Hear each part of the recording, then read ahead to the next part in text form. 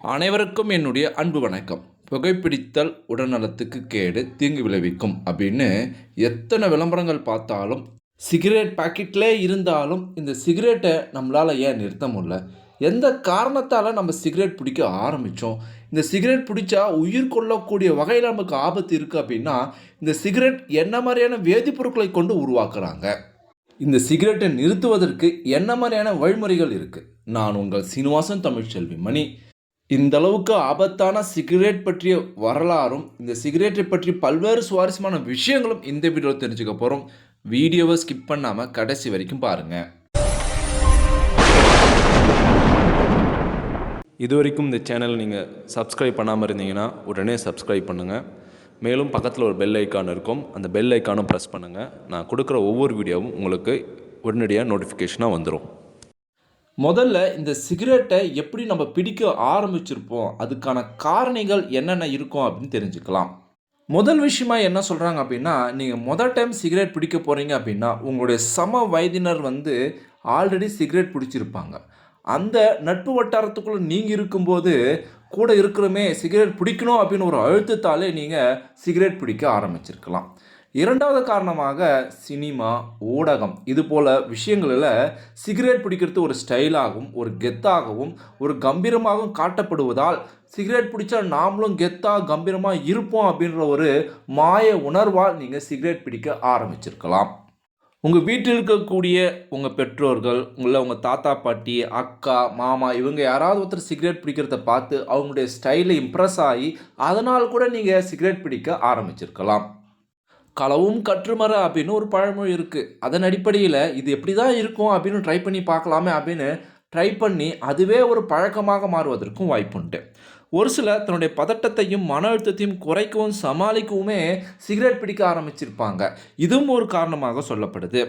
சின்ன வயசில் நம்ம வளர்ந்துட்டோம், பெரிய ஆள் ஆகிட்டோம் அப்படின்னு காட்டுவதற்கு சிகரெட் பிடிச்சா கரெக்டாக இருக்கும்னு நினச்சி அந்த நேரத்திலிருந்து நீங்கள் சிகரெட் பிடிக்க ஆரம்பிச்சிருக்கலாம். இதுபோல் ஒரு காரணங்களால் தான் நீங்கள் சின்ன வயசில் சிகரெட் பிடிக்க ஆரம்பிச்சிருப்பீங்க. இதில் எந்த காரணம் அப்படின்னு மறக்காமல் கமெண்ட் பாக்ஸில் கமெண்ட் பண்ணுங்கள். வீடியோவுடைய முடிவில் இந்த சிகரெட்டு எந்த அளவுக்கு உங்களுக்கு பாதிப்பை ஏற்படுத்துகிற வகையில் வேதிப்பொருட்கள் இருக்குது, இந்த சிகரெட்டு எப்படி நிறுத்தலாம் அப்படின்னு தெரிஞ்சுக்கலாம்.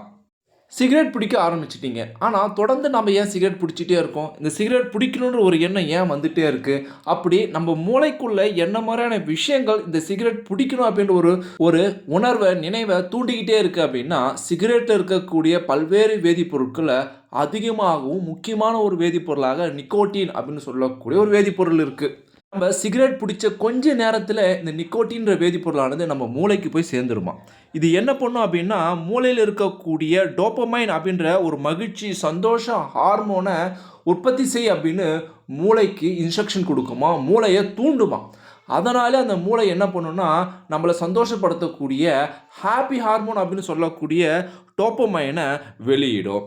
அதனால தான் நம்ம சிகரெட் பிடிக்கும்போது ரொம்ப ஹாப்பியாக, ரிலாக்ஸாக, பீஸ்ஃபுல்லாக ஃபீல் பண்ணுறோம். சிகரெட் பிடிக்கும்போது அந்த ஹாப்பியான ஃபீலிங் இருக்கும். சிகரெட் பிடிச்சதை நிறுத்திட்டோம், அந்த நிக்கோட்டின் என்ற ஒரு வேதிப்பொருள் மூளையிலேருந்து குறைய ஹாப்பி ஹார்மோனுடைய உற்பத்தியும் குறையும். நம்மளுடைய ஹாப்பி குறையும் போது மறுபடியும் சிகரெட் பிடிக்கணும் அப்படின்ற ஒரு எண்ணத்தையே அந்த நிக்கோட்டின் என்ற ஒரு விஷயந்தான் நமக்கு தூண்டுது. இந்த சிகரெட்டில் இருக்கக்கூடிய முக்கியமான வேதிப்பொருள் இந்த நிக்கோட்டின் தான் மீண்டும் மீண்டும் நம்மளை சிகரெட் பிடிக்க முக்கியமான ஒரு காரணியாக இருக்குது. ஒருவேளை நீங்கள் ரொம்ப அடிமையாகிட்டீங்க அப்படின்னா அப்பயும் இந்த சிகரெட்டை விட முடியாது. காரணம் என்னென்னா, சிகரெட்டை திடீர்னு ஒரே நாளில் நிறுத்திடலாம் அப்படின்னு நீங்கள் முடிவு பண்ணிங்கன்னா பதட்டம், மன அழுத்தம், கைகாலெலாம் நடுக்கம் ஏற்படும், எரிச்சல் ஏற்படும். இதனால சிகரெட் பிடிச்சா சரியாயிடும் அப்படின்னு ஒரு மனநிலைக்கு வந்துடுவீங்க. அதனாலையும் நீங்கள் தொடர்ந்து சிகரெட் பிடிப்பதற்கு வாய்ப்புண்டு. கண்டிஷனல் ரெஸ்பான்ஸ் அப்படின்னு ஒரு விஷயம் சொல்லுவாங்க. அதாவது டீ சாப்பிட்ட உடனே சிகரெட் பிடிக்கணும், சாப்பாடு சாப்பிட்ட பிறகு சிகரெட் பிடிக்கணும், தண்ணி அடிக்கும் போது சிகரெட் பிடிக்கணும் அப்படின்னு ஒரு பழக்கத்திற்கு இன்னொரு பழக்கமாக இந்த சிகரெட்டை நீங்கள் வச்சுருப்பீங்க. அந்த பழக்கத்தை நிறுத்தினா சிகரெட் பிடிப்பது நிறுத்துவதற்கு வாய்ப்புண்டு. அந்த பழக்கத்தின் ஒரு ஆரம்பம் தான் சிகரெட் தொடர்ந்து பிடிப்பதற்கு ஒரு முக்கிய காரணமாக இருக்குது அப்படின்னு சொல்லப்படுது.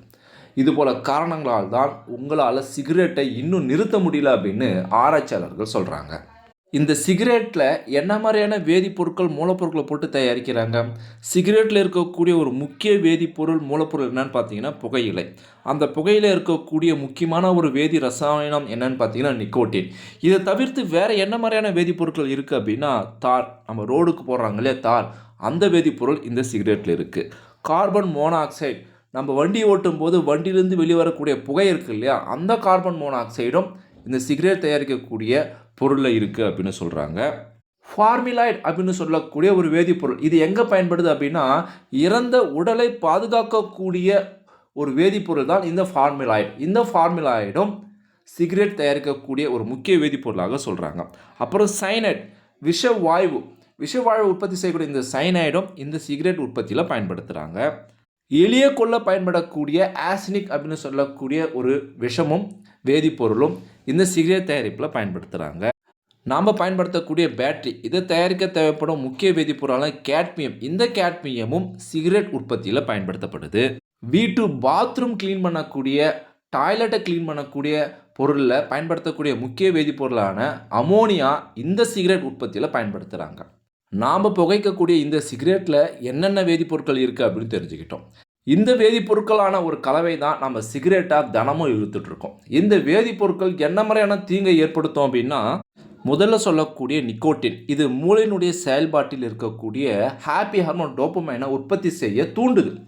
மூளையை தனிச்சாக செயல்பட விடாமல் செயற்கையான முறையில் தூண்டக்கூடிய ஒரு முக்கியமான வேதிப்பொருள் இந்த நிக்கோட்டின். இந்த நிக்கோட்டினானது இதய துடிப்பு மற்றும் இரத்த அழுத்தத்தை வேகமாக அதிகரிக்கும். இதனால் மாரடைப்பு வருவதற்கு வாய்ப்பு அதிகமாக உண்டு. அந்த அளவுக்கு அபாயகரமானது இந்த நிக்கோட்டின். அடுத்து தார் சாலை போடக்கூடிய தார் மூலப்பொருள் இந்த சிகரெட் தயாரிப்பில் பயன்படுத்துகிறாங்க.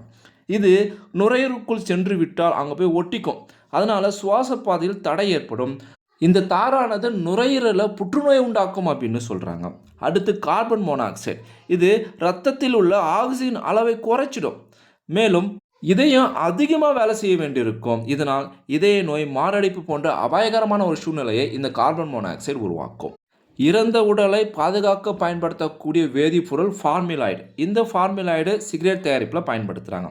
இது கண், மூக்கு, தொண்டை போன்ற பகுதியில் எரிச்சலை ஏற்படுத்தும். அந்த பகுதியில் புற்றுநோயை உண்டாக்கக்கூடிய ஒரு முக்கியமான ஒரு காரணியாக இது இருக்குது.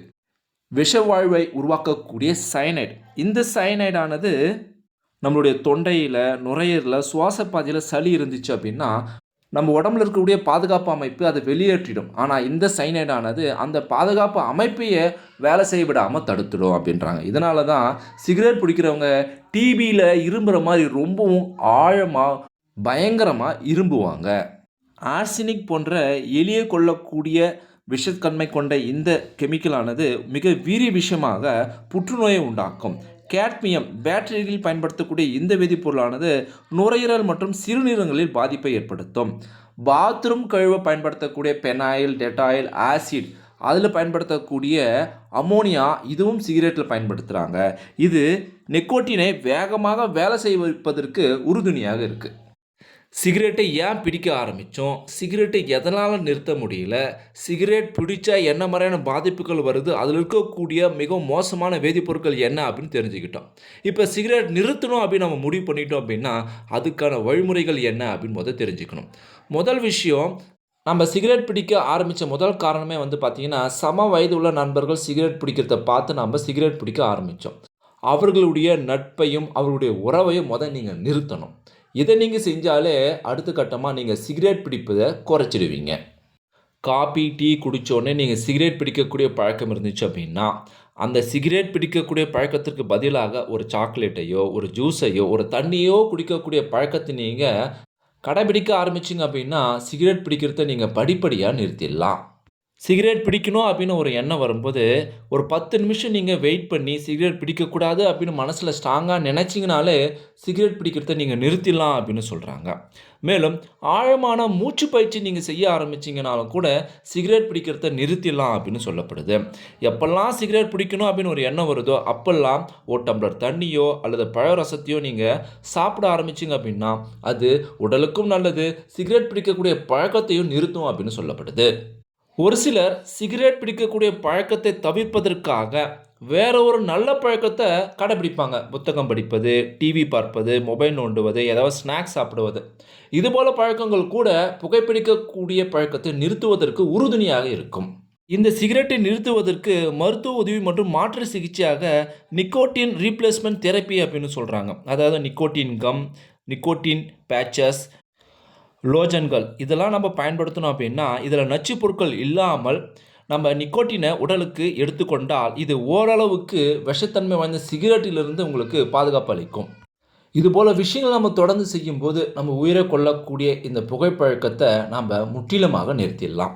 இந்த சிகரெட்டுடைய ஆரம்பம் எப்படி இருந்துச்சு, இதனுடைய வரலாறு எப்படி இருந்துச்சு அப்படின்னா, புகையிலையுடைய தோற்றம் வந்து பார்த்திங்கன்னா அமெரிக்காவை சொல்கிறாங்க. அதுவும் குறிப்பாக தென் அமெரிக்கா மற்றும் மெக்சிகோவை சொல்கிறாங்க. இந்த பகுதியில் வாழ்ந்த பழங்குடி மக்கள் அவங்க மத வழிபாட்டுக்கும் மருத்துவத்துக்கும் சில சடங்குகளுக்கும் இந்த புகையிலையை பயன்படுத்தினாங்க.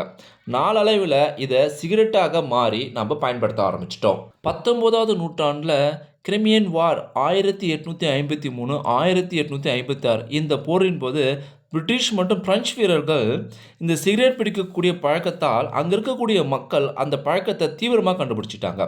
அடுத்து இயந்திரமயமாக்கல். ஜேம்ஸ் போன்ஷாக் என்பவர் சிகரெட்டை வேகமாக உற்பத்தி செய்யக்கூடிய இயந்திரத்தை கண்டுபிடிச்சார்.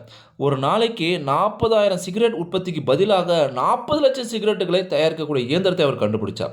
இதனால் சிகரெட்டுடைய உற்பத்தி அதிகமாயிடுச்சு. சிகரெட்டானது மலிவான பொருளாக மாறி உலகம் முழுவதும் அது மக்களிடையே கொண்டு போய் சேர்ந்துருச்சு. இதனால் சிகரெட் ஒரு வர்த்தகமாக மாறிடுச்சு.